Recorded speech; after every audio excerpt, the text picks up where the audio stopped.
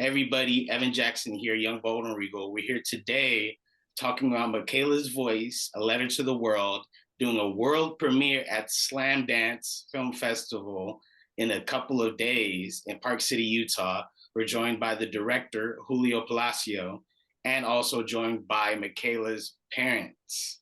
One of the first things, a question to the parents who are also producers on the film. One of the things I loved about the film is that Michaela said, just because I can't traditionally communicate doesn't mean I'm not smart.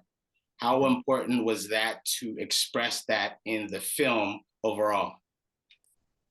Yeah, I think that was one of the main things that we wanted to get out there. There are a Yeah. lot of kids that, we look at and we'll see that they're different, but uh, you kind of always hear, well, these kids they're brilliant. They may be good at math. And it's funny how I thought there was more to Michaela, although she Mm-hmm. was speaking, but I didn't know she had all that she had. I mean, Yeah.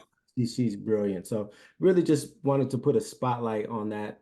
So if you see a special needs kid out, and they may be loud or making weird sounds or doing something Mm-hmm. different, know that there's more to them than that. Yeah. And then Julio, what I loved about the film when you talked about Michaela's love for art, when she's walking through the field, you had parts of Van Gogh's painting come to life.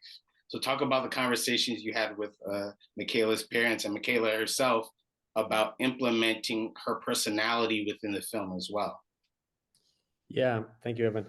It was like really clear to us that the film should be guided by Michaela's voice. And so that was kind of like the one thing that when we started talking about the film with Mañana and Needles, that we wanted that to be Uh-huh. how the film was going to be told from that perspective.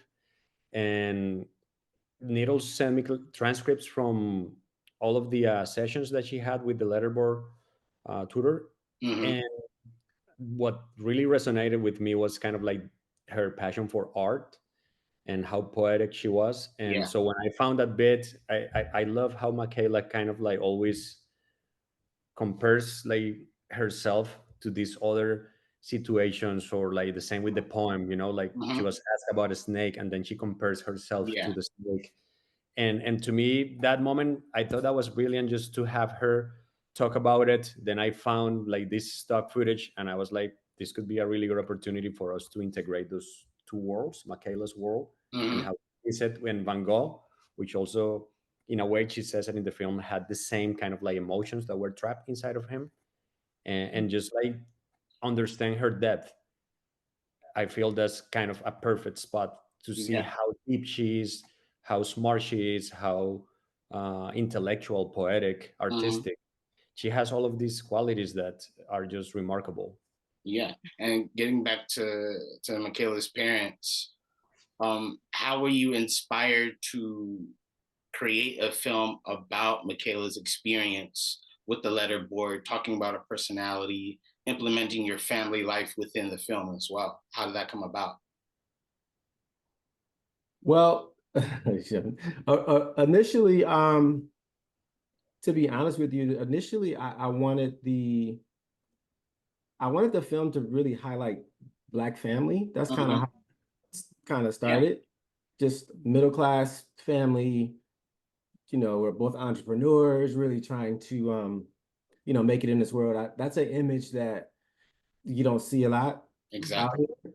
And so that's initially kind of what I kind of wanted the film to be about. But Yeah. Julio saw saw this interesting piece about our family, which is Michaela. She's such a interesting story, even just to see how we interact with her. Yeah. And it just kind of took a life of its own, to be honest with you. Mm-hmm. But it also is something that we always want to make sure everything that we do with Michaela, we're pointing towards her foundation, the Michaela Moving Autism, Mm-hmm. and and really, once again, that's just really to continue to create that awareness for kids like her and to advocate for kids like her. So yeah, it started as one thing, but it ended up being so much Yeah. bigger, such a powerful thing. Yeah. So Yeah. And full disclosure, we had another documentary that was shot before this one, also directed by Julio and another organization. And by the time everything was said and done, COVID happened. So we didn't really get to release it. We didn't really get to move forward. Yeah. And in that time, life happened. And Michaela, we discovered letterboarding after that first documentary was shot. Yeah. And so it was kind of like we had one film where it was just all about the family and really fighting for her in the school system, making sure she had the proper IEP. But then it took on a life of itself. And I love the name of the documentary because now it's about Michaela's voice. Yes. Now we finally get to hear from her and to really hear from her that she wants to be an advocate and that she wants to help other autistics and help the non-speakers understand who they are and what they're capable of. So I think it was just beautiful that we were able to capture her and to really really showcase who she is from the first film to the second film. And I think Julio did a great job of that. Yeah, and a follow-up question for you guys. How did the film make you feel? Because how I felt, like I've worked with students with special needs, and my sister has special needs. So I felt seen as a brother, as a family member, and almost seeing it through her eyes and the family's dynamic, it made me feel really good, you know? So how did it feel for you guys? It's overwhelming for me. Yeah. I feel like we're charged with so much, you know, now that we've done this and just even without doing this, when we discovered that Michaela's thoughts and what she wants, it can feel overwhelming sometimes because now we have to make sure that her voice continues to be heard and make sure that people can see it so they can be aware. It's become her mission. It's her life's work through us. So it's like we can't mess it up. It's a lot of pressure. And it's definitely an emotional thing. It's really, I mean, even just talking about it, it's really it's just a lot of emotions from when we found out, you know, that she was diagnosed with, you know, with autism to this roller coaster of a journey. It's just to see from then to where she is now. I think it's really amazing. And that it was all captured pretty early. Yeah. We found out maybe what, about 4 to 6 months before we started recording. So like the film is a real-time example of us getting to know our child, you know, even though she was 14 at the time. So it's definitely it's emotional being a parent of a special needs child, and this really kind of, I think, you know, sheds light on that as well. So and I also think the world doesn't understand some of the things that we go through. The kicking of the door and you know, they're spazzing out, you know, they don't understand that you're up till 2, 3, 4 in the morning. Like sometimes they don't sleep. And to be able to have that conversation, a lot of our friends and family never knew what we would go through and never really knew who she was because we stay hidden. And you know, we kind of suffer alone and go through everything, go through her ups and downs pretty much alone. So it's kind of hard to show that to the world, but also something that's very needed. Yeah, and then a question for Julio. Tell us about your directing style and your choices that I feel amplify Michaela's personality, right? Which seems very bright, very driven by art. Tell us about the conversations you had with Michaela's parents about implementing that also in the film as well. I think everything was guided by the transcripts, most of it, just because we had such a solid foundation with all of the stuff that she was kind of like saying every week. It was tough at the beginning because you get all of this stuff, like when you see it in the film, it looks like a cohesive story, but in reality, it's just random little moments, conversations that she has with Roxy. I like that. I really love working with Needles and Mañana. Like Mañana said, we had done a film in the past as well. Yes. Because they're really open to collaboration, and they kind of like give you a lot of freedom to create. And so that made it super easy. But I remember we shared the script a few times in the beginning, and when we felt that it was kind of like ready, that's when we started filming. I had the intro super clear in my mind, and that I wanted to start with kind of like the sounds and stuff. I didn't know about the snake yet, but I wanted to like get the audience engaged immediately with something that was a little off. And so that's why we have the rewind sounds and stuff. And in the first showing, I remember Needles and Mañana, they were like this is kind of funny. But then when you see it in the context of the film, I think it really works. But honestly, it was all about having Michaela's perspective in every single shot, and every single sequence in the film.